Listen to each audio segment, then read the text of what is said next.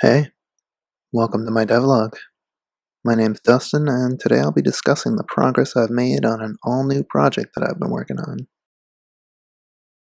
This project has been taking shape in my mind since I was a kid, and I finally have all the skills to actually make it happen. One night while I was working on Espionage, which is another game I'm making, I got overly excited and started on a ridiculous coding tangent. A couple of days later, I had a working prototype, which was hacked together using the same engine I made for Espionage. Let's take a look at it. So what we have here is a collection of prefab instances. That's how the Espionage level editor works, so that's how this prototype works as well. The difference is that each prefab has an alternate form, and we can blend between them in real time. This isn't an illusion, or just objects being moved and scaled. This is the environment itself changing, collision and all. The only entity in this scene is the player character. I'll be referring to this feature as reality shifting. It came about from some inspiring sources. If the environment textures look familiar to you, that's because they are in fact from Silent Hill, one of the games that inspired this feature. The other game, which is far more memorable for pulling off this type of feature well, is Soul Reaver. Those two games pretty much defined reality shifting. I was pretty thrilled with how the prototype turned out, but the Espionage engine can't create the type of spectacle I want for reality shifting. Prefabs are just too small, and the impact of them shifting around isn't particularly interesting. To make reality shifting feel good and look interesting, I'll need to have much larger areas of change. Knowing this, I decided to structure the game world around rooms. Rooms being a finite space for the engine to process. Rooms are connected to each other at various points, which I'm just calling doors. One problem I ran into immediately was if I had a room but changed where the door to an adjacent room was located, then that adjacent room would now need to be moved, and then rooms adjacent to that room would need to be moved, and this would continue for every single room in the entire game. This would be an unacceptable amount of work for a solo developer to deal with. I can't have a single hour of level design trash my entire week. So I invested in an engine-level solution for this problem. I decided to make rooms positioned dynamically in the world rather than being statically positioned. So as you move through the world, a room loads and positions itself based on the position of the door that triggered that room to load. By doing it this way, anytime I change a room's layout, I won't need to change the whole world, because the room's positions are determined by the door's positions, which are determined by the room's positions. Everything will just sort of stay in sync all the time. After a quick workout, we can check out the game world.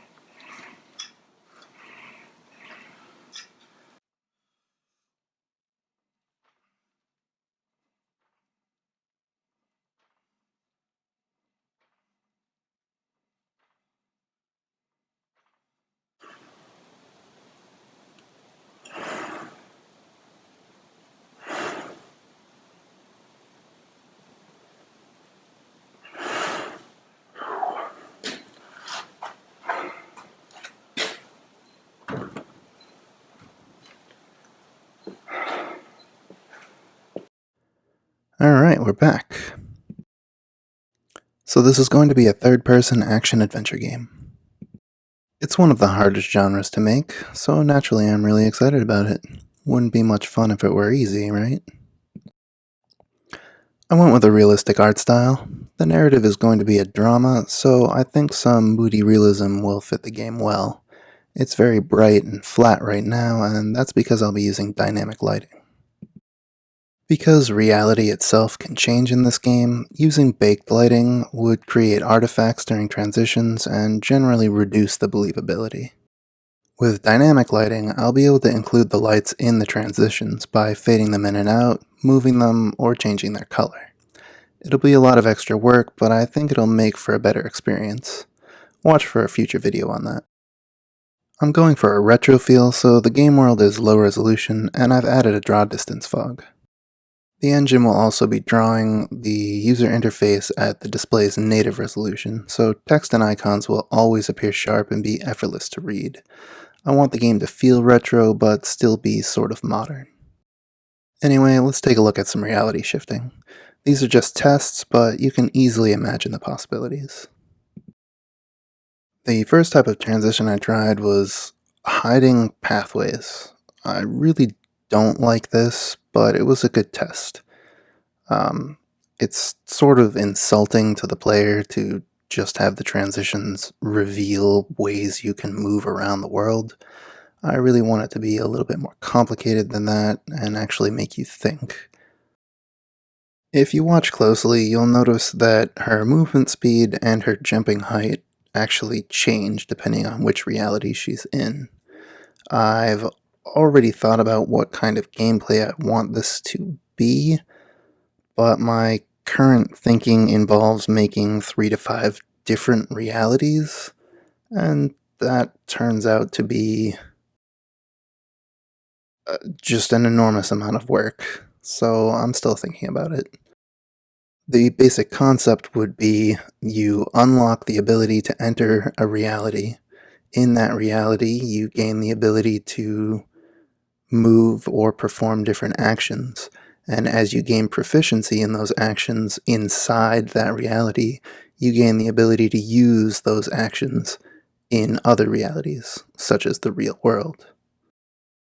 The problem with this approach is every reality requires me to completely rework every room over and over and over. In order to transition from one reality to another, the geometry has to be identical. And in order for a single room to be able to exist in 3 or 5 different realities creates an enormous amount of work and significantly reduces how complex the room could actually appear in each reality. In a future video, I'll go over how the transitions actually work in the engine. Right now, I'm still sort of planning it out, so watch for that. Alright, let's go take a look at a full room transition. So this canyon's a little broken. These black marks are just improper texture mapping. If I turn on collision, you can see that the geometry is real, it's all there, it's just improperly textured. I'm still rapidly iterating, so it's incomplete right now. But you can still see how a full room transition will work. You'll see these pathways blend directly into the wall and completely disappear. And down below you'll see there's another example of a pathway being closed off. So if we walk out onto this pathway and initiate the transition, you'll see in real time that the collision is for real. It's not an illusion, and we have this pull as well. It turns into a stone column, so triangles are again pushing me back, keeping me from falling to the ground. Sometimes they're walkable, sometimes they're not, depending on what angle they're at. It's real collision. I'll go into more detail on how collision works probably in the same video when I discuss how the transitions are actually functioning. So again, look out for that. Making these videos is a ton of work. If you enjoyed it, don't forget to like and subscribe. Maybe take the time and leave me a glowing comment below. You know, something to encourage me to,